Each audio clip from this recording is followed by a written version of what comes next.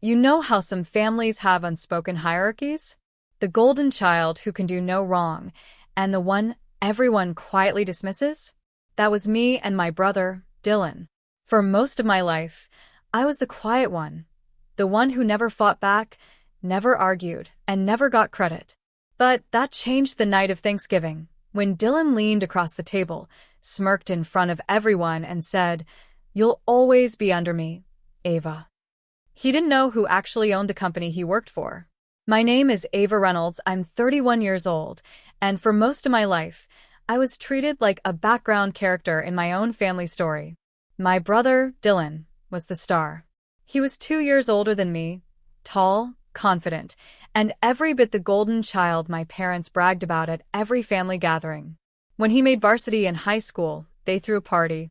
When I got into MIT, they said, "Oh, that's nice, dear," and went back to talking about his football scholarship.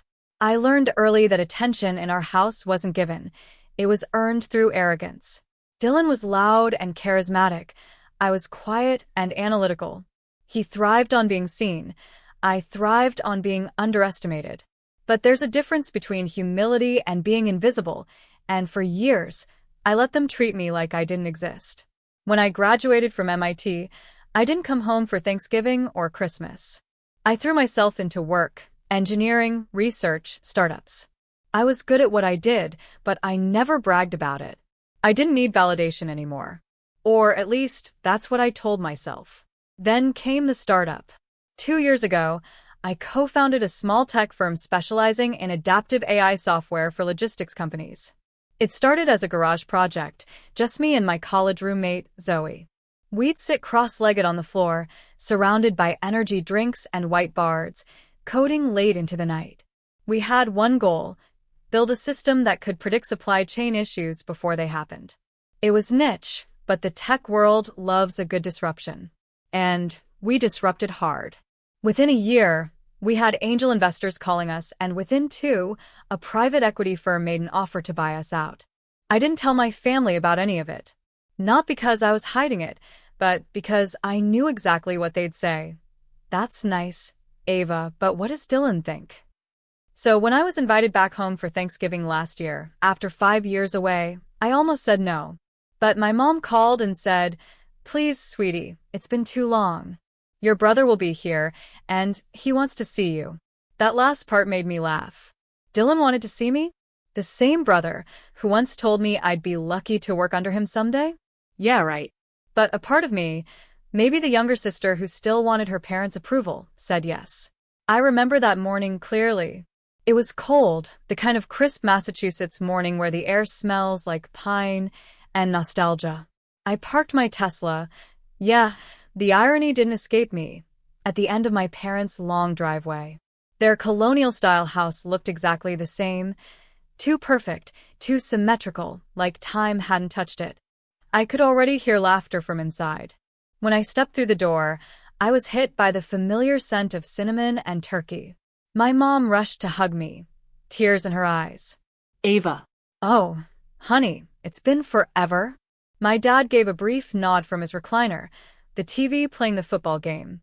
Then Dylan appeared, holding a beer and that same smug grin I'd seen since childhood. Well, he said, spreading his arms dramatically. "Look who finally decided to show up. The prodigal sister returns." I smiled politely. "Hey, Dylan." He gave me a quick hug that felt more like a handshake. "So, what are you up to these days? Still doing that computer stuff?" I laughed softly. "Something like that."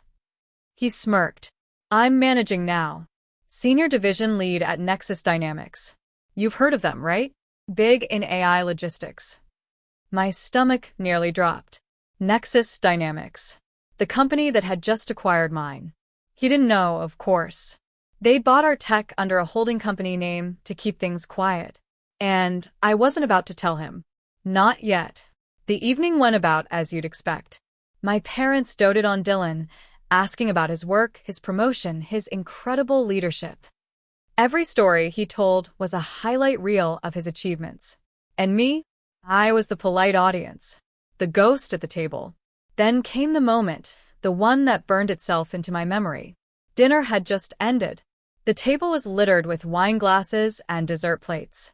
My dad leaned back, proud, and said, "We're just so lucky to have two successful kids. Dylan leading his company, and Ava doing her tech thing." Dylan chuckled. "Yeah, Dad, but let's be honest. Ava works hard, sure, but she'll always be under people like me. Not everyone's cut out to lead." The room went quiet. My mom laughed awkwardly, trying to defuse the tension. "Oh, Dylan, don't be mean." But I saw it, the smirk. The way he said under me like it was gospel. Like I was born beneath him. And for the first time in my life, I didn't swallow it. I looked him right in the eye and said, "You might be surprised how wrong you are." He raised an eyebrow, amused. "Oh, you planning to apply at Nexus someday? I can put in a good word." I smiled. "Thanks, but I already work closely with them." He didn't even process what I meant. He just nodded, self-satisfied. And, in that moment, I decided something. I wouldn't correct him. I wouldn't explain. I'd let reality do that for me. A few weeks later, it did. When Nexus Dynamics' internal announcement went live, naming Ava Reynolds as one of the new majority stakeholders after a major acquisition, I can only imagine Dylan's face. My phone buzzed with missed calls, texts, even a voicemail from my mother saying, "Honey, did you really buy your brother's company?" But that came later. Back at that Thanksgiving table, I sat in silence, smiling faintly as he talked about his team, his vision, and his next promotion. And in that silence, I felt something shift inside me. Not anger, not even pride. Just clarity. I had spent years letting them define me by their limited view. But I wasn't under anyone anymore. I had built something they couldn't see, couldn't control, and couldn't diminish.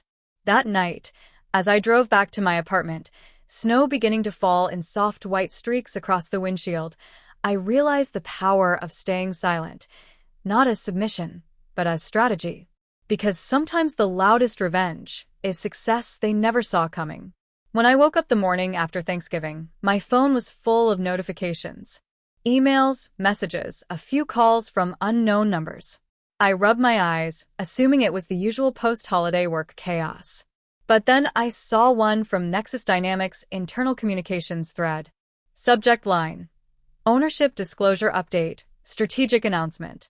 For a second, I just stared at it. My heart did that weird, heavy thud it does before reality sinks in. When I clicked it open, there it was. My name, Ava Reynolds, listed as one of the company's new majority stakeholders following the successful acquisition of Quantum Flux Technologies, the small, scrappy startup I'd built from the ground up. The email was brief, professional, and public to every employee. A neat line that tied together years of sleepless nights, coding marathons, and quiet ambition. And right under it, my brother's name appeared on the internal directory, a mid-tier manager under the logistics division. I didn't mean for it to feel poetic, but it did. I could almost picture his face when that email hit his inbox. Dylan, always the loudest voice in any room, always sure of his dominance, finally reading something that would flip his entire perception upside down. It wasn't revenge, I felt at first. It was relief. Pure, quiet, trembling relief. Zoe called me 5 minutes later. "Did you see it?" she said, her voice half laughing, half panicking. "Ava, it's everywhere. The acquisition announcement dropped early. Your name's trending on internal boards. I think your brother's team just realized who the real boss is." I laughed softly, sitting back on my couch. I didn't plan for it to happen today. "Oh, I know," she said. "But girl, the timing? The timing is divine." She wasn't wrong. Later that day, I got a call from my mom. I hesitated before answering, staring at the caller ID like it might explode. When I finally picked up, her voice was somewhere between confused and scandalized. "Ava, honey, I just got off the phone with your brother.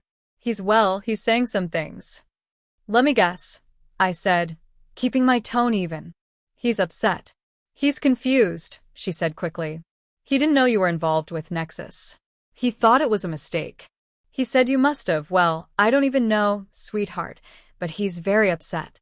Of course he was. Dylan had built his entire identity on being the successful one. If that illusion cracked, What did he have left? Mom, I said quietly. I didn't do anything wrong. I built something. They bought it. That's it. I know, she said, flustered. It's just you could have told us. You could have told him. I bit my lip, fighting back 1,000 unspoken words. The same words I'd swallowed every time she said, "Don't make waves," or, "You know how sensitive your brother gets." I could have, I said softly. But you wouldn't have listened. She went quiet. I could hear her exhale on the other end, like she wanted to say something but didn't have the courage to. Anyway, I continued, tell Dylan I'm open to talking, professionally. If he wants to schedule a meeting, he can go through my office. There was a pause. Your office? Yes, I said, smiling faintly. My assistant handles all work-related communication now. When I hung up, the silence of my apartment felt heavy. Not sad, just weighty, like the world had shifted slightly, and I was still adjusting to gravity. I wasn't naive. I knew things would get messy. Dylan wasn't the kind of man to accept humiliation quietly. But part of me also wanted to believe maybe, just maybe, this would open his eyes. That he'd finally see me as something other than the quiet little sister who never fought back. 2 days later, the first email from him arrived. Subject: We need to talk. I could practically hear his tone through the text, tight, controlled, seething under polite words. I forwarded it to Zoe, who responded within 30 seconds. Translation: He's furious. Don't meet him alone. I smirked. I won't. When I did finally meet Dylan, it wasn't in some dramatic family confrontation. It was in the sleek, glass-walled conference room of Nexus Dynamics Boston headquarters. I arrived early, as always. The room overlooked the skyline, cold and brilliant in the December light. My assistant, Kira, set a folder in front of me. Here's the overview you requested, she said. His division's performance numbers are in there too. Not great. Thank you, I said quietly, skimming the papers.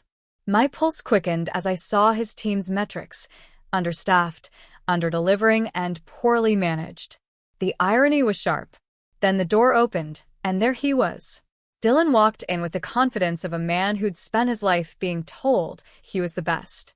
His jaw was tight, his tie perfectly knotted, but his eyes flicked to the company logo etched on the glass wall, and then to me. Ava, he said, his voice clipped. Dylan, I replied, gesturing to the chair across from me. Thanks for coming. He sat down slowly, studying me like I was a stranger. So, he said, leaning back, you're my new boss. I met his gaze evenly. Not exactly. I'm an owner. You still report through operations, not directly to me. He laughed, a bitter, humorless sound. Right. Owner. Guess you finally made it. I didn't rise to it. You got my email about restructuring? Yeah, I saw it, he said, flipping through the papers in front of him. You're planning cuts to divisions you don't even understand. My department runs half the predictive logistics. Your department, I said calmly, has the lowest performance metrics in the company. That's not personal, it's math. His nostrils flared. You think you can just walk in here and... I didn't walk in, I interrupted. I built the system that made this acquisition possible. He froze. For a moment, the facade cracked. What are you talking about? I leaned forward slightly. The core algorithm Nexus uses for its adaptive logistics? Quantum Flux built that. I built that. The silence that followed was thick enough to choke on. You're lying, he said finally, but the uncertainty in his voice betrayed him. I'm not, I said. You've been using my code for months. He looked away, his jaw working. So this is your revenge. Embarrass me in front of everyone. I sighed. It's not revenge, Dylan. It's reality. I didn't buy Nexus to hurt you. I built something valuable, and Nexus wanted it. That's business. He shook his head slowly. You always thought you were smarter. You just waited for your moment, huh? I wanted to tell him it wasn't like that. That I'd spent years longing for 1 ounce of respect from him, not power. But looking at him then, defensive, bitter, unwilling to see beyond his own ego, I realized the truth. He would never understand. You know, he said, standing up, you might own the company, but you'll never have what I have. People don't like you, Ava. They fear you. I stood too. Maybe. But at least they don't pity me. That one landed. I saw it in his eyes. The flicker of rage. The humiliation. He left without another word. When the door shut behind him, I sank back into the chair, exhaling for what felt like the first time in weeks. My hands trembled slightly. Not from fear, but from release. Years of swallowed resentment were finally unraveling. Later that evening, Zoe called again. So? How'd it go? I laughed weakly. Exactly as you'd expect. Meaning he's furious, defensive, and completely in denial. She paused. You okay? I don't know, I admitted. I thought it'd feel better. I thought seeing him realize the truth would fix something. But it doesn't. It just ends. Zoe was quiet for a moment. That's because it's not about beating him. It's about freeing yourself. I looked out the office window then, the city glittering below like 1,000 tiny sparks of possibility. For the first time, I let myself feel it. The weight, the victory, the ache. My brother might never respect me. My parents might never understand me. But I'd stopped needing their permission to exist. And somewhere deep down, under the ache, that realization felt like peace. For the next few weeks after Thanksgiving, I tried to shake it off. I told myself that family pride sometimes comes with arrogance, that maybe Ryan didn't mean it the way it sounded. But every time I replayed his words, "You'll always be under me," I felt them scrape against my chest like broken glass. Work became my refuge. As the marketing manager, I had my own office, a small team, and a growing list of clients who actually respected my vision. But even there, Ryan's presence loomed. He wasn't technically my boss. Our company was owned by a quiet investor who preferred to stay behind the scenes, but Ryan acted like the king of the castle. He strutted through the halls with that smug grin, shaking hands with clients I'd secured, taking credit for campaigns I'd led. It was infuriating, but I stayed calm. I needed to, because what no one knew, not even Ryan, was that the company he bragged about running was in fact mine. Well, not completely. Not yet. I'd been in the shadows since the beginning, investing every cent I'd saved after college into the firm when it was just a risky startup. My silent business partner, Mr. Kingston, had been the public face for years. He was older, brilliant, and he'd seen potential in both Ryan and me. When he retired, he'd quietly passed his shares to me, without telling anyone, at my request. I wanted to build credibility on my own before revealing the truth. I never expected my brother would make that secrecy feel like a curse. It wasn't just his words at Thanksgiving. After that dinner, he started calling meetings behind my back. I'd show up late to a team sync and find decisions already made, budgets reassigned, clients shifted, plans rewritten. Just streamlining the process, he'd say with a smirk. He wanted control. Over the company, over me, over everything. One afternoon, I was sitting at my desk reviewing quarterly projections when I overheard him in the hallway. His voice carried, loud and full of that smug confidence I'd come to dread. I told Dad she'd never have the backbone for leadership, he laughed. She's a people pleaser. Always has been. Marketing's a soft department anyway. Let her play with her little slogans. My stomach twisted. He didn't see me when I stepped out of my office. But the look on his face when I said, "You might want to lower your voice, Ryan," was priceless. He turned, feigning surprise. "Oh, hey, Emma. Didn't see you there." Clearly. "You know I was just joking, right? You take things too seriously." Maybe because I take my work seriously, I shot back. "You might try it sometime." For a second, I saw something flicker in his eyes. Something dark, resentful. He hated being challenged, especially by me. But I wasn't done. "That pitch you gave to Callahan Group last week," I said. "The one you said you closed? I was the one who brought them in. You used my deck." He shrugged. "It's a team effort. We're family, remember?" And then he walked away just like that, leaving me standing there in the middle of the hallway, my heart hammering in my chest. That night, I sat alone in my apartment, staring at the city lights through my window. The anger, The humiliation. It was all boiling inside me. I'd worked too hard, sacrificed too much, to be treated like someone's shadow. That's when I made my decision. No more hiding. If Ryan wanted to act like the king, fine. But I was about to show him who really sat on the throne. Still, I didn't rush it.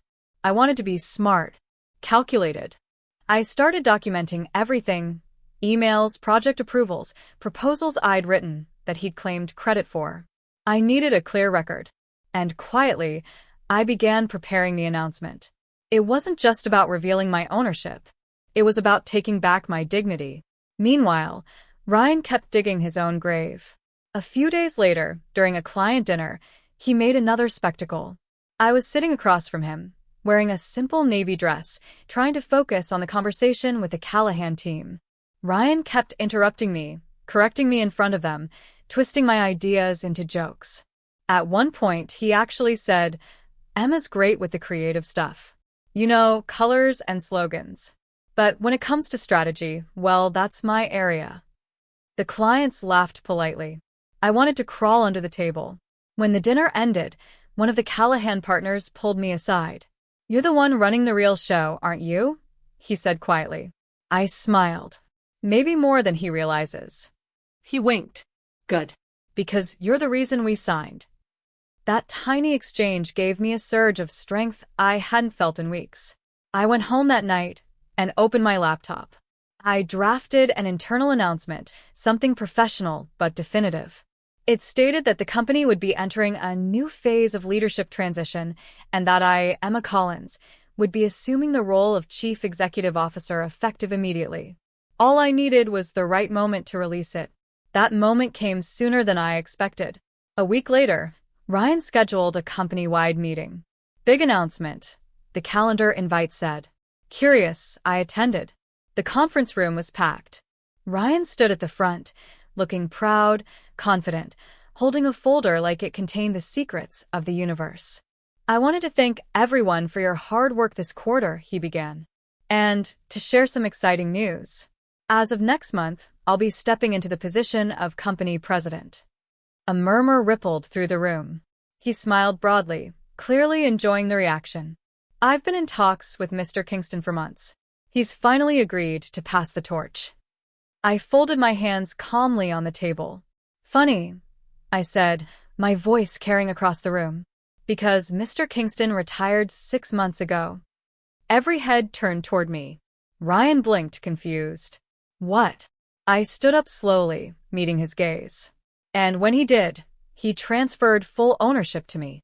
The room went dead silent. Ryan's face paled.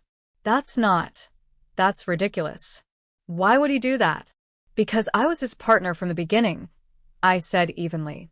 "The silent investor. I believed in this company before it was profitable. Before you even worked here." He started laughing, but it was the nervous kind. "Emma, come on, this isn't funny." "It's not a joke," I said. "Check with legal. Check the board. Check the shareholder records." Someone in the back whispered, "Wait, is that true?" Ryan's laughter faded. I turned toward the team. "I've kept this quiet for a long time because I wanted to build credibility on my own. But recent events have made it clear that transparency is overdue." Ryan's jaw tightened. "You planned this?" "No," I said softly. "You did." I could see it then, the realization crashing over him like a wave. He'd mocked me, disrespected me, used me. And all the while, he'd been undermining the very person who owned everything he thought was his. The silence in that room felt like justice. After the meeting, he stormed into my office. "You humiliated me," he hissed. "You did that yourself," I said, meeting his eyes. "I just stopped covering for you." He stepped closer. "You think you can just take everything from me?" "No," I said. "I don't have to take anything. It was always mine." His nostrils flared, and for a moment, I thought he might actually yell. But then he straightened his tie, glared at me, and said coldly, "You'll regret this." Then he walked out. I waited for the door to close before I exhaled. My hands were trembling. It wasn't triumph I felt, it was release. Years of being underestimated, silenced, belittled, gone in an instant. That night, I went home and poured myself a glass of wine. The city lights sparkled outside my window, and for the first time in a long while, I felt free. But freedom, I learned soon after, doesn't come without consequence. Because Ryan wasn't done. He stopped coming to work for a few days, but when he returned, something in him had changed. He was quiet, too quiet. Polite in meetings, agreeable in emails. It should have been a relief. Instead, it felt like the calm before a storm.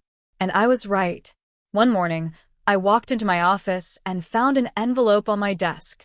No note, no name. Inside were printed screenshots, emails I'd supposedly sent to clients, bad-mouthing the company, leaking confidential data. Except, I hadn't written any of them. My blood ran cold. Ryan's threat echoed in my mind. You'll regret this. I sat down slowly, realizing what was happening. He wasn't going to fight me openly. He was going to destroy me from the inside out. And as I stared at those fake emails, my jaw tightened. If he wanted a war, he just got one. The first thing I felt wasn't anger, it was disbelief.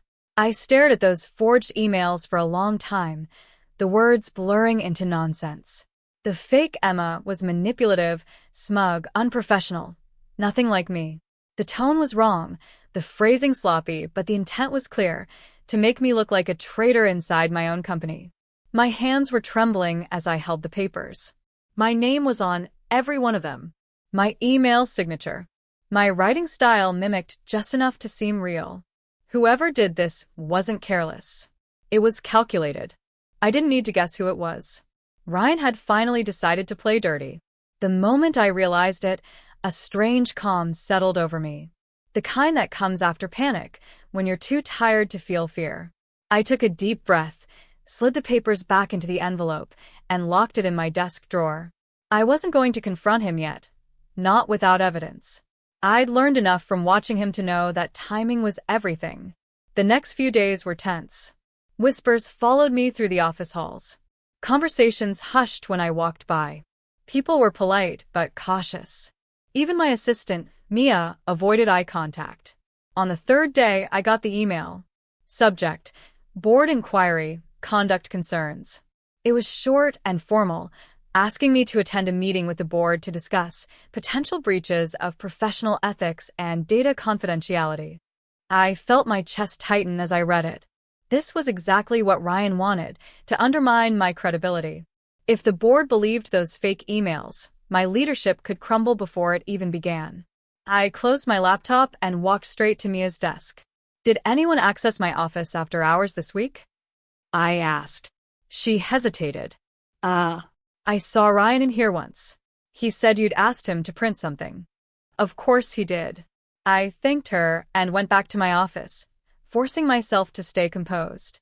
My mind was spinning through possibilities, strategies, countermoves. I knew one thing for sure. I wasn't going to be the victim in his story. That night, I drove home and dug out my old hard drive, the one I'd used back when the company first launched. It had everything: early contracts, emails, original proposals.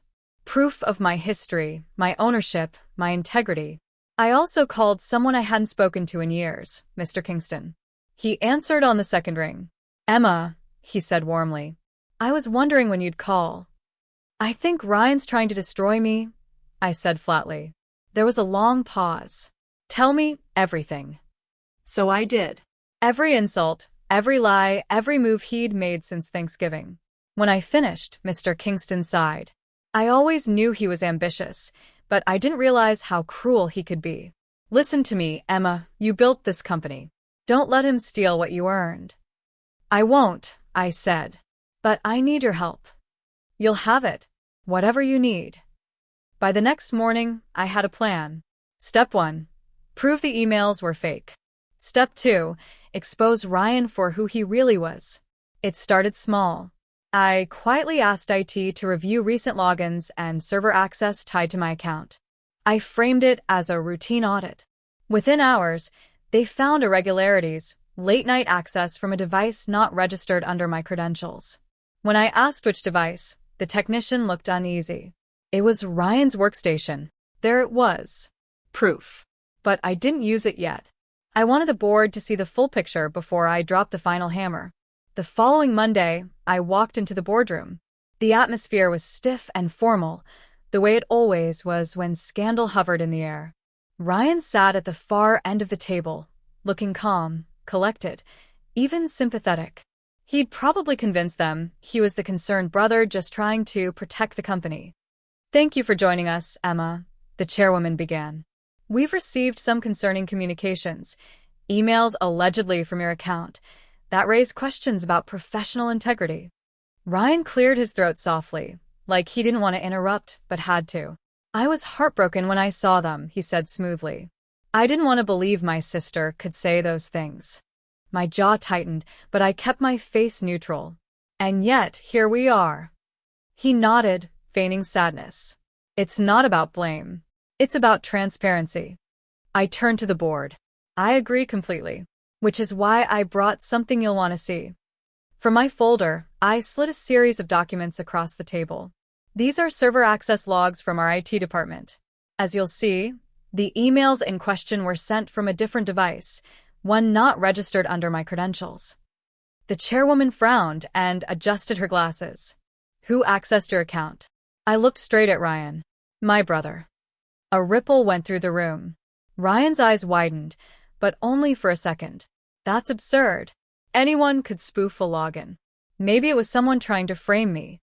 I leaned forward slightly. "Then maybe you can explain why those same emails were drafted using your account recovery token. The one only you have." The color drained from his face. Silence. The board members exchanged looks. One cleared his throat awkwardly. "This is serious."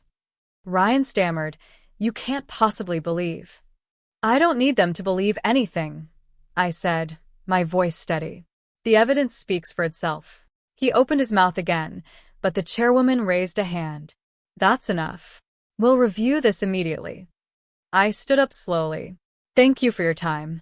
Then, meeting Ryan's eyes one last time, I added quietly, "You told me I'd always be under you. Guess you were wrong." I left before he could respond. Outside the boardroom, I exhaled for the first time in hours. My hands were shaking again, but this time it was from adrenaline, not fear. Still, I knew it wasn't over. Men like Ryan didn't give up easily. And I was right. Later that week, he cornered me in the parking lot.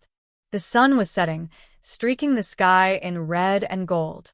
He looked disheveled, tie loosened, hair a mess. "You think this is over?" he hissed. "You embarrass me in front of everyone." "No," I said evenly. "You embarrassed yourself. You took everything from me." I took a step closer. "You had everything because of me. And you threw it away." For a moment he looked almost lost. "I just wanted respect," he muttered. "You were always the favorite. The golden child. I worked my ass off to prove I was better." My anger softened just slightly. "You didn't have to prove you were better, Ryan. You just had to be decent." He stared at me, eyes hard. "You'll regret this. You think the board will keep you forever? They'll turn on you too." And then he walked off, leaving me alone in the fading light. That night, I sat in my apartment again, sipping tea instead of wine this time. I replayed everything in my head. Our childhood, our rivalry, that Thanksgiving dinner.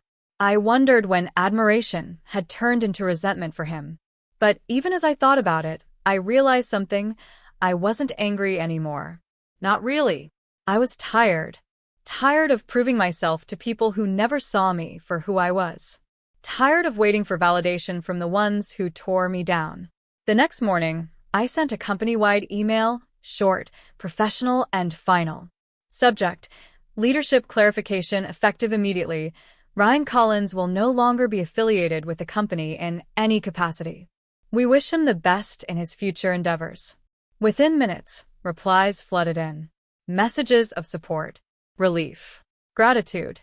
And just like that, the storm passed. A week later, I stood by the office window, looking out at the skyline as the sun came up. For the first time in years, I felt like I could breathe. Still, a small ache remained, a sadness that no victory could erase. Ryan wasn't just my rival. He was my brother. I didn't hate him. I pitied him. But what I didn't know then was that he wasn't gone for good. Because 2 months later, just when I thought life had settled, a new crisis hit the company, one that had Ryan's fingerprints all over it. And this time, it wasn't just my reputation on the line. It was everything I'd built. For weeks, I believed the storm had passed. Ryan was out, my name was cleared, and the company had stabilized. The board's confidence in me was stronger than ever. Investors returned. Projects restarted. Employees began to smile again when they saw me in the hallway. But peace, I've learned, is fragile. Especially when you're related to the man who wants to see you fail. It started subtly. A missing file here. A delayed shipment there. Minor hiccups. Nothing alarming at first. But then, bigger things began to happen. A key client backed out without warning. A manufacturing partner suddenly paused operations, claiming issues with our contracts. Our upcoming product launch, the one I'd worked on for 2 years, was suddenly in jeopardy. At first, I thought it was coincidence. Bad luck. A rough patch every company goes through. But when I found out one of our suppliers had received an anonymous warning email advising them to cut ties with us because of legal investigations against the company, my stomach dropped. The email was sent from an encrypted account. But the writing style? The tone? It felt eerily familiar. Ryan. I sat alone in my office late one evening, the city lights glowing through the floor-to-ceiling windows, my hands gripping the edge of my desk. I didn't even feel angry this time, just exhausted. He was gone, yet somehow still here, haunting my success like a ghost that refused to leave. I called my legal advisor, Jacob. Can we trace encrypted emails? Not easily, he said. But we can flag suspicious IPs and request a digital forensic sweep. Why? You think someone's targeting you? I hesitated. No. Not me. The company. He exhaled softly. Emma, you've already been through hell. Whoever's doing this wants a reaction. Don't give them one until we have proof. I agreed, but inside I knew exactly who it was. That night, I drove to my parents' house. It was late, but the lights were still on. Mom was in the kitchen, humming softly as she stirred a pot of soup. She looked up, surprised. Emma? Sweetheart, what are you doing here? I just needed to see you, I said, managing a small smile. Dad joined us a few minutes later, his face lighting up the way it always did when he saw me. How's my CO doing? He joked. Trying to stay afloat, I said lightly. We sat at the table together, and for a moment, I let myself feel normal. The warmth of the house, the smell of soup, the sound of the clock ticking. It felt safe, familiar. But then Dad asked the question I'd been dreading. Have you talked to your brother? I froze. No. Why? He sighed. He came by last week. Said he was trying to get back on his feet. Sounded lost. Lost. I repeated, bitterness creeping in. He's not lost, Dad. He's destructive.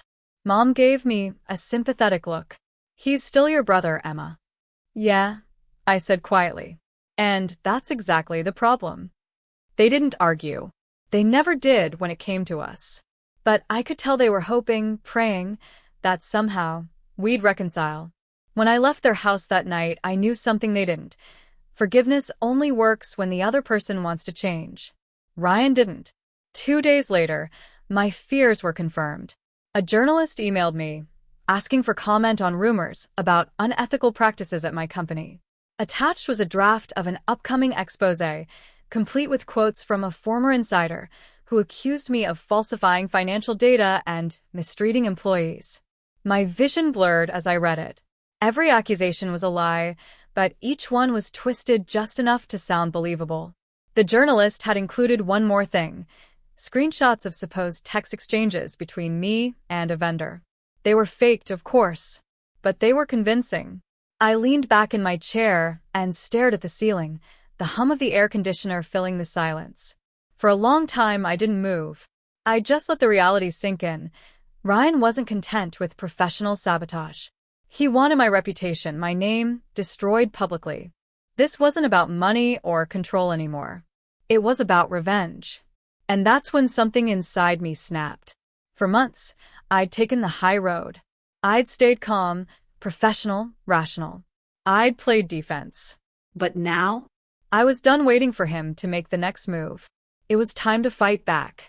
I called Jacob again, my tone firm. I want a full digital forensics team on this, immediately.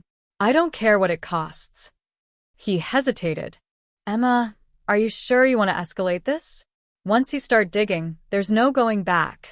I'm sure, I said. I'm done being polite. Over the next few weeks, I worked quietly with the team. They traced the emails, analyzed metadata, tracked down IP trails, one breadcrumb at a time. It wasn't easy. Ryan was clever, using VPNs and proxies to cover his tracks. But arrogance leaves fingerprints, and his did too. When the report came in, my heart pounded as I opened it. Origin IP, Chicago, Illinois. Device ID, MacBook Pro, registered under Ryan Collins. Gotcha. I stared at the screen, emotions swirling, anger, relief, vindication. But beneath it all was something else, sadness. I'd given him so many chances to stop. He never wanted peace. He wanted war. The next step was to control the narrative before he could. I scheduled a press conference at our headquarters. The PR team was nervous, but I told them to trust me. When the day came, cameras flashed as I walked up to the podium in a navy blue suit, my expression calm and steady. Good morning, I began. I know there have been rumors circulating about this company and my leadership. I want to address them directly. The room was silent. The allegations against me are false, and I have irrefutable proof of where they originated. I held up a printed copy of the forensics report. A coordinated smear campaign was launched against me by a former employee who also happens to be a member of my family. I won't say more for legal reasons, but I will say this. Truth has a way of coming to light. The cameras clicked wildly. By the time the conference ended, the story had already spread online. But not the one Ryan had planned. This time, the world saw him for who he really was. That evening, my phone rang. Unknown number. I almost didn't answer, but something told me to. Emma, Ryan's voice said softly. For a moment, I didn't speak. You really had to do that, he asked bitterly. Publicly. You left me no choice, I said quietly. He laughed, short, sharp, broken. You think you've won? You've only made me look like a fool.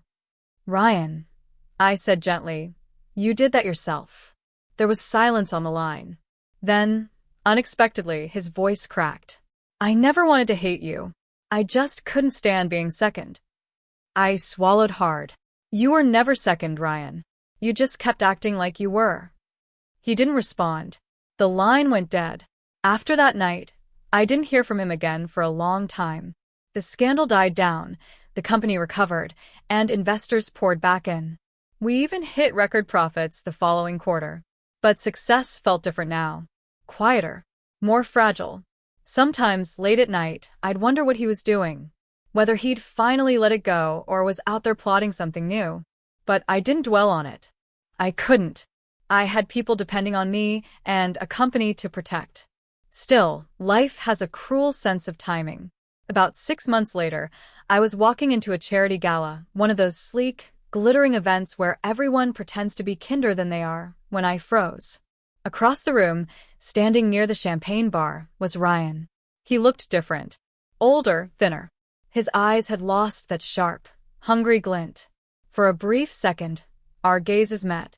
Neither of us smiled. Neither of us looked away.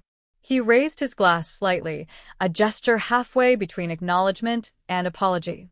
I gave the smallest nod in return. No words. No confrontation. Just two siblings who had burned too many bridges to rebuild them. And yet, as I turned to walk away, a strange peace settled over me. Because for the first time in years, I realized I didn't hate him anymore. I pitied him. He'd spent his life chasing power, and in the end, lost everything that mattered. But I still had what he never understood, self-respect. And I wasn't done yet, because the world had seen me survive him. But soon, they'd see me rise. I didn't sleep much that night.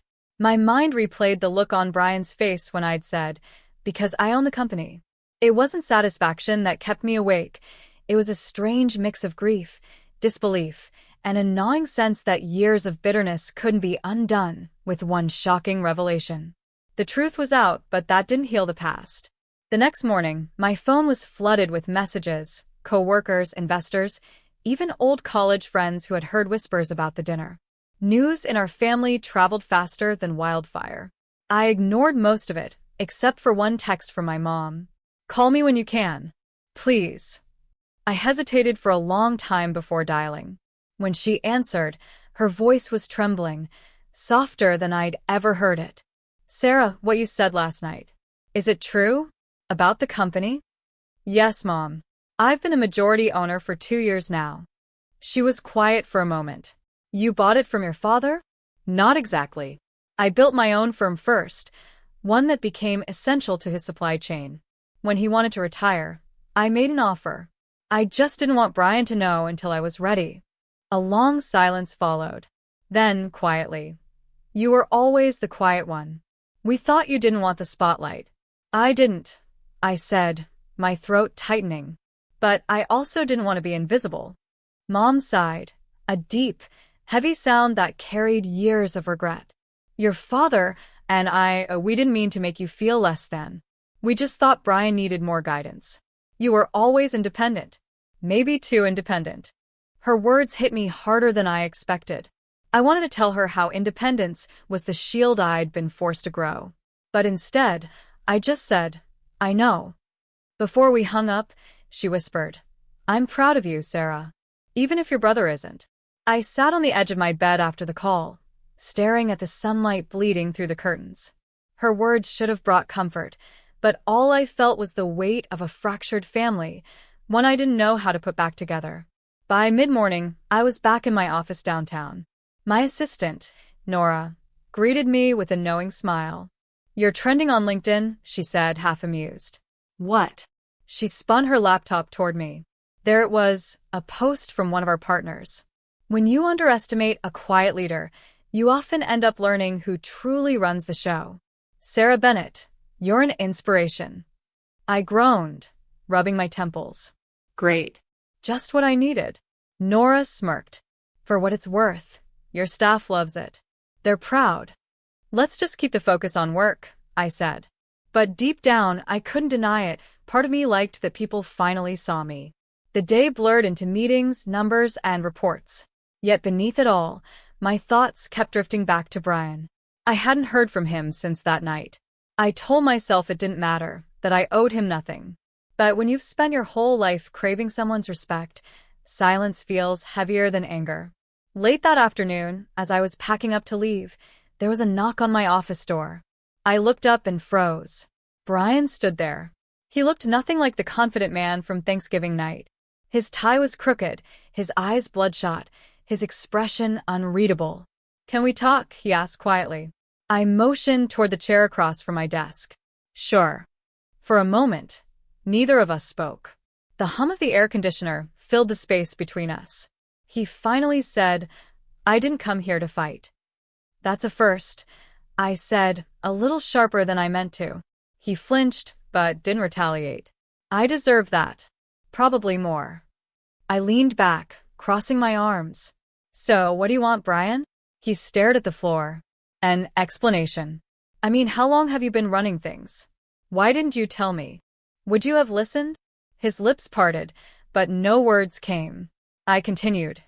"Every time I tried to contribute, you dismissed me. Every idea, every suggestion, you laughed it off. You made sure everyone in the family saw me as the soft one.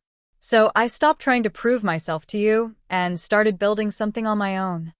He looked up at me then, his eyes shining with something I hadn't seen before, remorse. "You're right. I was arrogant. I thought you were playing small because you didn't have what it took. Turns out I was the one afraid." Afraid of what? Of losing the spotlight, of being outdone by my little sister. The confession hit me harder than any insult he'd ever thrown. "I'm sorry," he said quietly. "Not just for Thanksgiving. For all of it. The jokes, the comments, the years I made you feel less than." I wanted to believe him. But old wounds don't close that easily. You can't just apologize and make it go away. I know, but I had to say it. I looked at him, searching for insincerity, and found none. For the first time, he looked human, vulnerable. He cleared his throat. Dad used to tell me, "Keep an eye on Sarah. She'll surprise you one day." I guess he was right. Something in my chest softened. I hadn't expected this quiet humility from the man who once told me I'd always be beneath him. I stood and walked to the window, staring down at the city lights flickering below. Brian, I didn't buy the company to humiliate you. I did it because I love this business. Because I believe in what Dad built. I wanted to protect it. He nodded slowly. And you have.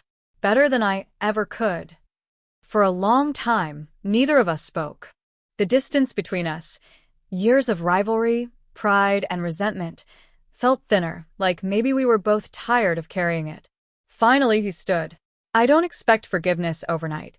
But if there's a way to work together again, I'd like to try. I turned to face him, my voice soft but steady. We'll see. Let's start with respect. He gave a small, genuine smile. Deal. After he left, I sat back at my desk, stunned.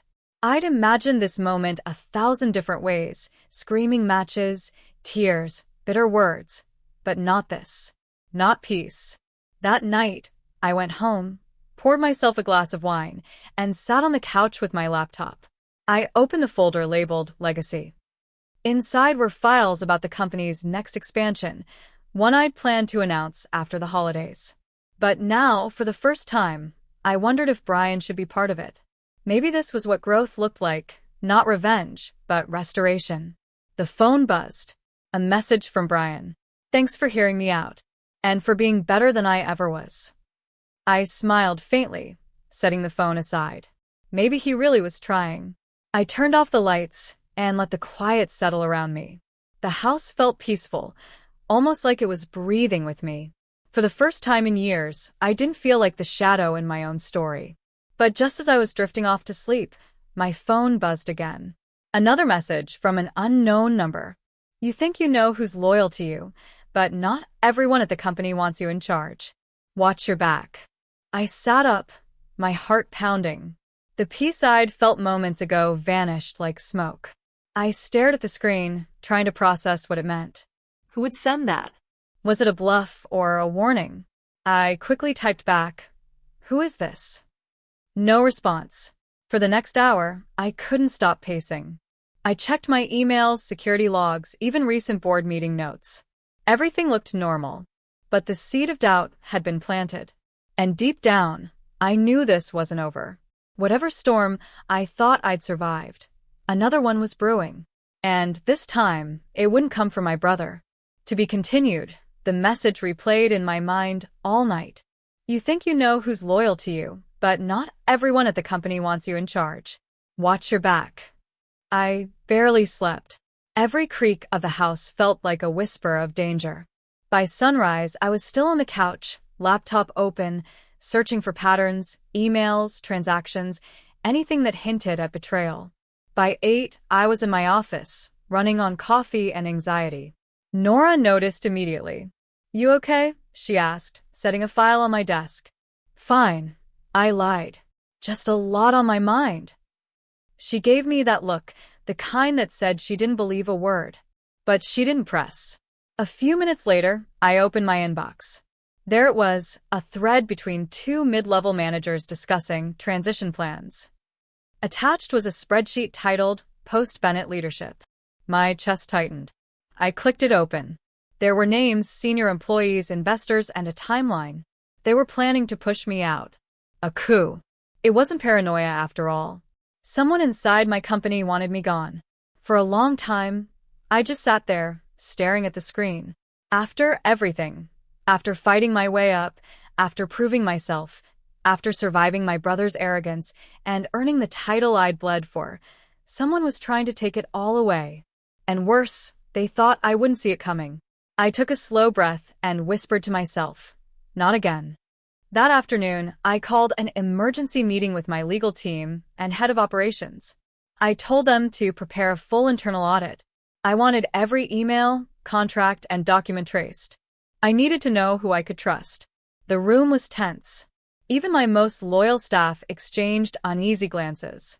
When the meeting ended, I lingered in the conference room alone, staring out at the skyline.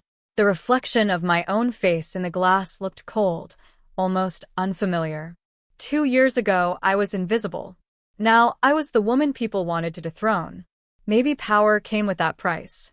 Later that evening, as I was leaving the building, I saw a familiar figure leaning against the wall outside the elevators. Brian.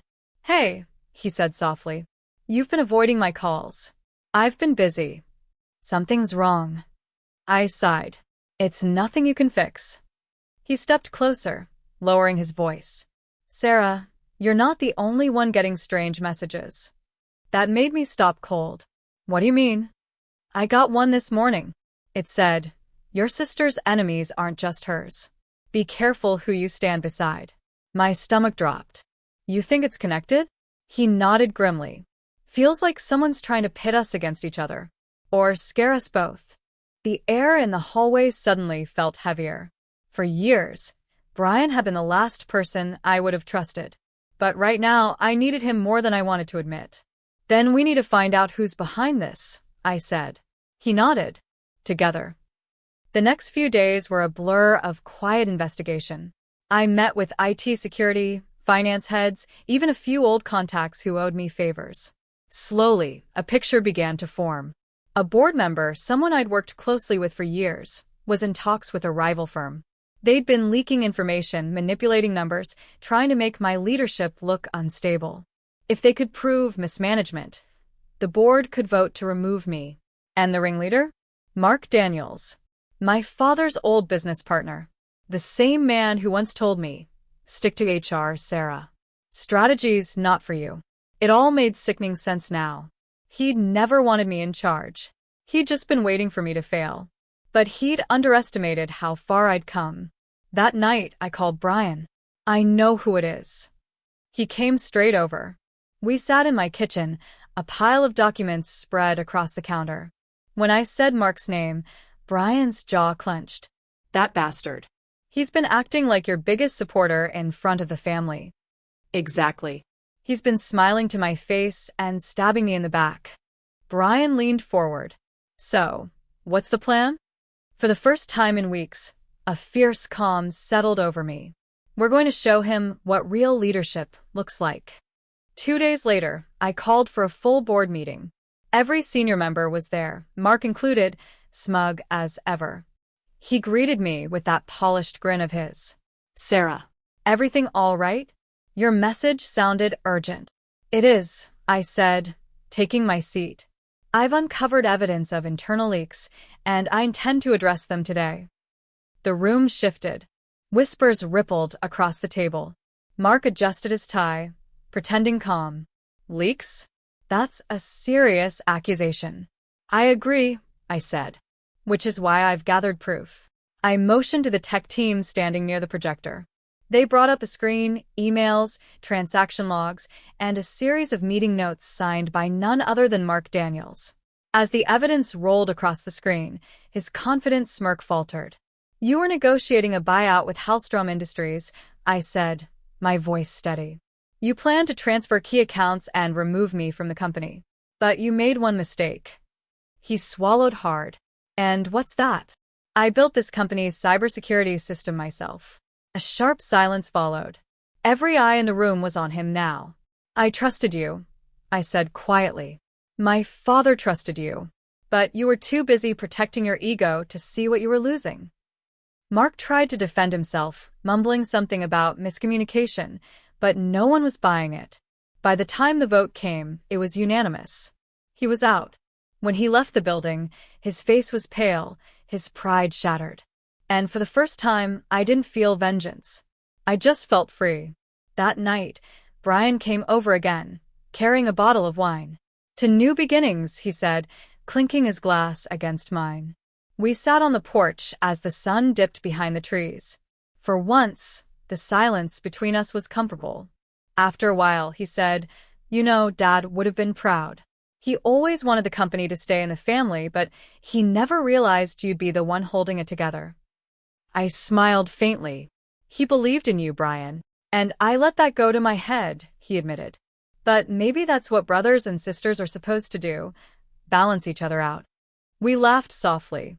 It wasn't the loud, carefree laughter we used to share as kids, but it was real, honest. In the weeks that followed, the company stabilized. The leaks stopped. Investors regained confidence. And for the first time in years, my days weren't driven by fear of being underestimated. One morning, Nora walked into my office holding a small package. "This came for you," she said. There was no return address. Inside was a simple silver pen with an engraving that read, "Never forget who you are." No note, no signature. For a moment, I wondered if it was from Mark, a twisted parting gift. Or maybe someone else entirely. Either way, I kept it, because it reminded me of something I'd almost lost. The part of me that fought quietly, fiercely, without needing anyone's permission to lead. Thanksgiving came around again a year later. Same dining room. Same long table. This time, though, the energy was different. Brian arrived early, helping set the table with Mom. When I walked in, he looked up and smiled. "Hey, boss," he teased. "Don't start," I said, laughing. Mom clasped my hand, her eyes misty. "No more competition tonight. Just family." As dinner began, I found myself studying them, the family that had once made me feel small.